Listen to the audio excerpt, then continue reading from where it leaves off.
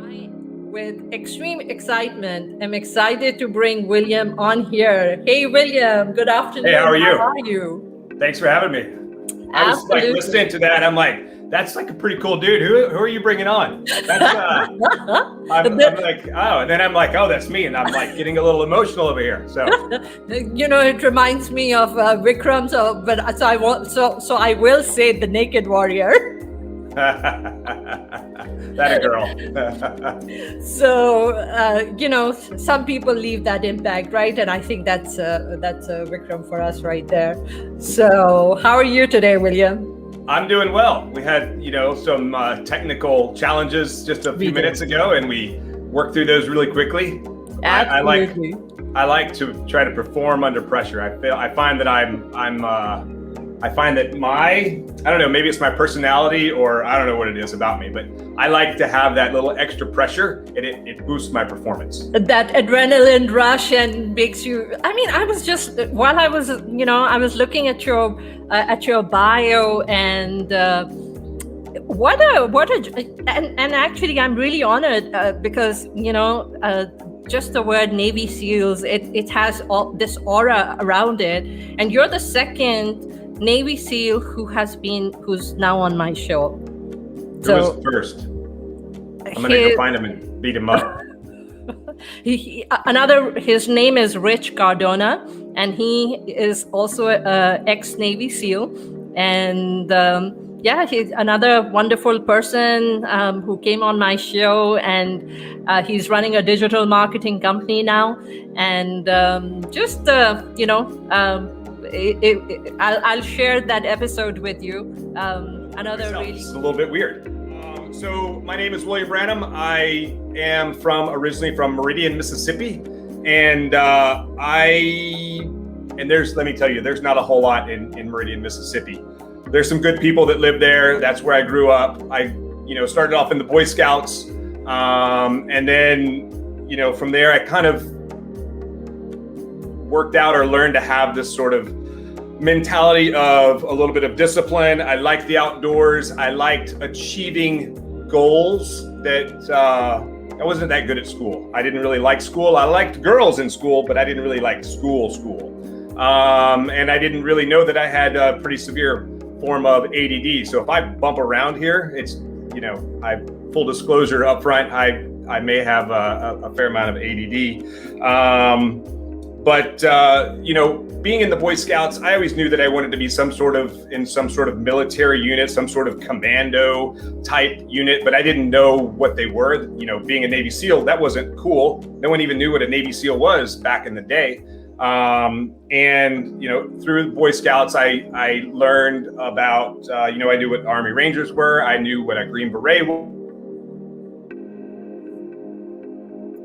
And brain not working all the way. John Wayne was a Green Beret in Vietnam, at least in the movies he was. Chuck Norris was part of Delta Force. And so I knew all of these sort of Army special forces. I didn't even know the word special forces back then, but sort of commando units. And I knew what a ninja was. So I kind of wanted to be a ninja also when I grew up, because I watched some Kung Fu theater. And so eventually I found out I had fun, but I always knew no matter how miserable it was, they can't hurt you. You're not going to die. They can't, they can hurt you, but they can't break you unless you want to be broken. Yeah. And there's always this thing in the back of my mind that was like, well, you know what? In about an hour, I'm going to be in a warm shower, and then I'm going to be in my warm bed.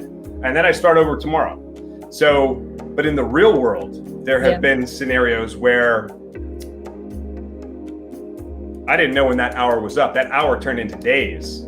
And we're like, oh, this is terrible. Or, in that little black tube underwater, freezing, maybe we're having boat trouble and we're just like bobbing around out in the ocean. It's a bad sea state. Guys in the boat are like throwing up in their regulator.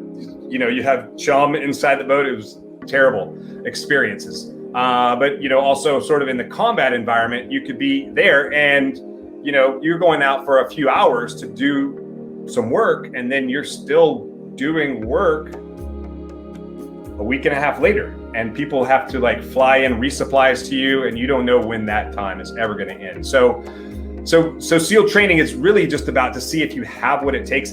I will tell you that anyone can make it through SEAL training if you go there with a reasonable amount of physical fitness. Anyone can make it through. It's do you have what it takes to just stay there? Like, just accept it. Because, you know, I had Olympic athletes in my class. There were all these guys that were amazing physical specimens. They were fast runners, fast swimmers. They could do the obstacle course. They could do everything so much better than me. I am average at the very best in their life.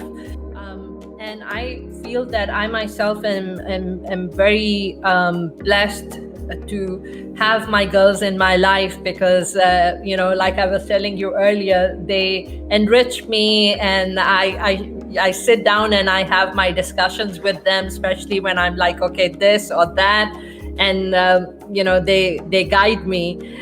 So you know, from that perspective. So William, tell me, what is, if you look back, what is the best thing that being a Navy SEAL taught you? What is it that you're taking forward with you? That's a tough question. Let me think about that for just a second. I was kind of thinking about some of the questions that you sent earlier, like, you know, what makes you proud, what gives you a high in life, and I was kind of thinking about those before the show, and as you're talking about, and you know, my answer to myself, or my answer to you, or whoever, what makes you proud, and I was going to say my kids, because even though two of my 3 kids do not speak to me, you know, they're from a previous marriage, I'm still extremely proud of them. I'm proud of the accomplishments, and once they change where they are in their lives, I believe that I will be able to have a relationship with them. So even though they don't currently communicate with me in any way, shape, or form, I'm still very proud of them. And then Emily, who lives here in Hawaii with me, you know, some of the things, she'll say things and I'm like, where did you even learn that? And I'm like, that sounds like my language or her mom's language, and it's like very smart. Or she does, you know, there's a mountain, like, I don't know if it's called a mountain, but it's a very big hill. Yeah. We'll call it a mountain. And right outside here. And, you know, we hike up that thing all the time. And there's a cool, like, mountain bike, like very technical mountain bike trail. And like, sometimes she's just like, all right, Dad, let's go. Like, she had like some TV time. She has to earn her TV time. She's 7.5. She'll be 8 in June. And she has to earn TV time. And I asked her yesterday, hey, do you want to go climb the mountain with me? She was like, yes, I don't need to watch TV.